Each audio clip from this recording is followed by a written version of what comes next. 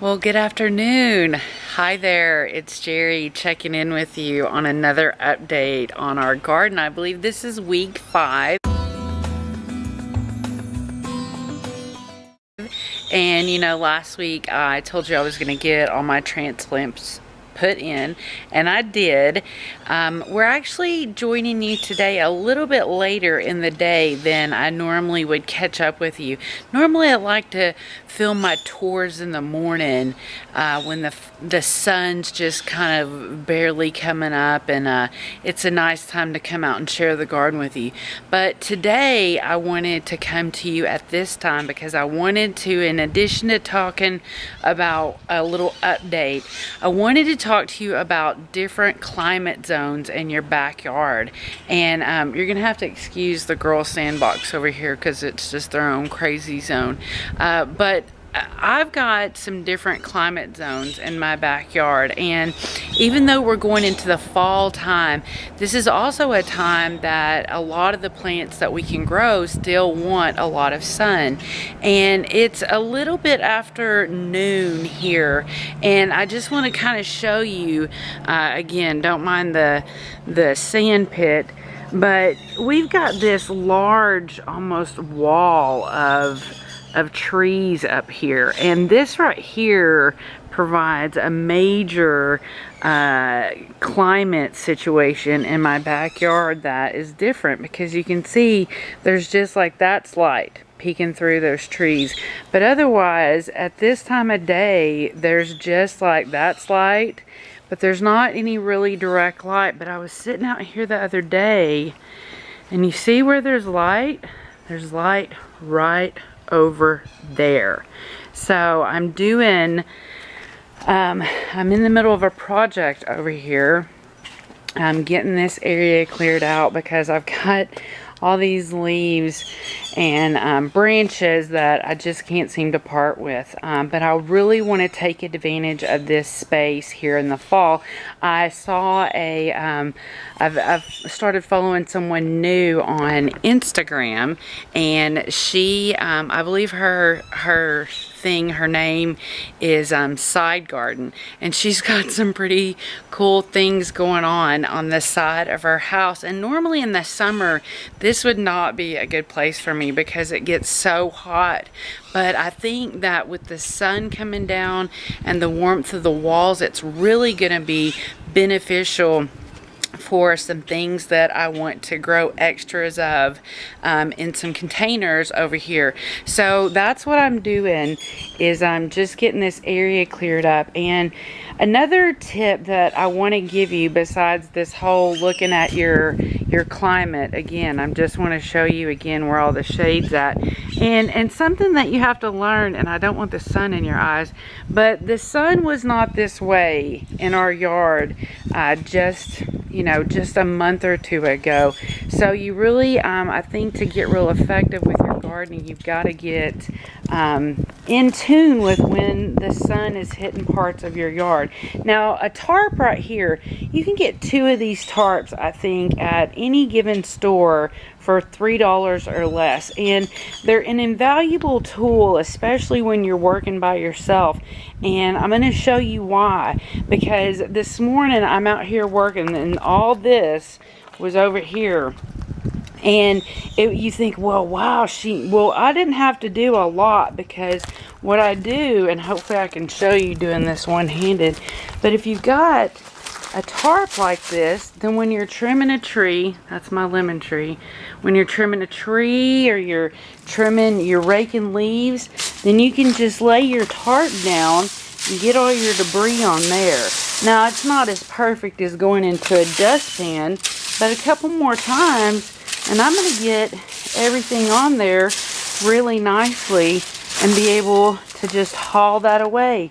And I can drag it. I don't even need anybody here to help me get that moved out of the way. So I'm not limited to people being here when I want to do projects.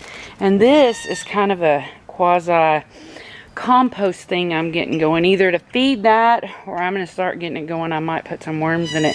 But when we were setting up the other kiddie pool the other day, we kind of busted it out a little bit. I don't know why those those men of mine thought that they could just pick the whole thing up while it was full of dirt, but they did, and so it busted out the bottom. But I'm still going to use it. I mean, if I wasn't using it for that, I'd probably tape it up and use it more. But you know what?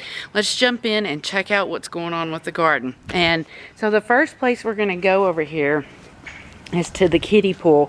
And that same gardener I mentioned the other day, she's out in Queen Creek, and she called the fabric here a wedding veil, and I love that. So I'm just going to lift back the wedding veil, if you will, for a second, so you can see that we've got a lot of awesome growth growing here with our lettuces. We've got kale. We've got a little bit of, there's dill coming in back there. See the dill? So this is good. This is really looking good. And the cool thing about this is, you know, we can let this all come in. You hear them birds. Birds are over there just like taunting me, wanting my seedlings. So I'll tuck that back in a minute.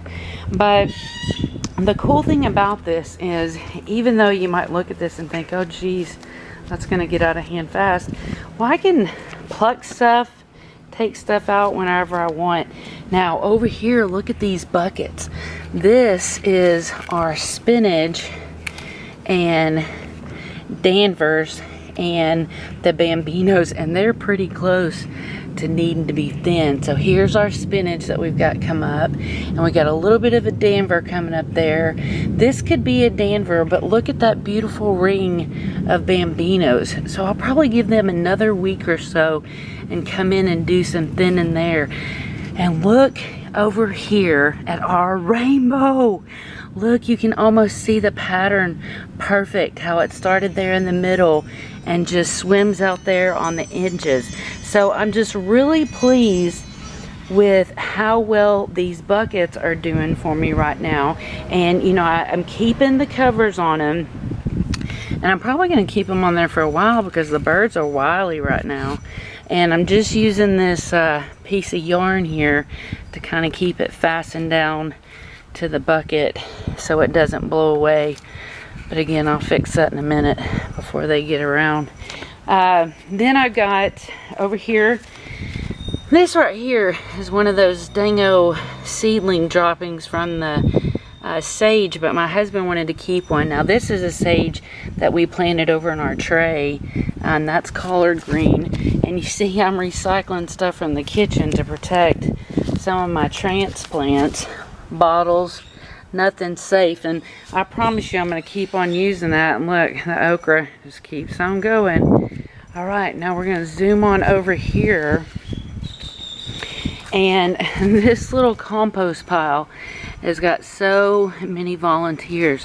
Now this stuff started coming up when we first dumped the stuff over here, but I think these are the flowers that my husband and daughter put over here, and we really filled up this bed a lot. Now right here, these are the pea seedlings I put in last week that I told you about.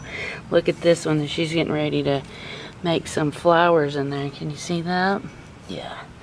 So this is a transplant. So anything that you see that's got a plastic cover is a transplant that was over in our tray. And I'm telling you, I got big hopes for this strawberry. I think I'm gonna make a bed. Well, I've got a bed up front, and it's hard to grow stuff in it because it gets a lot of shade.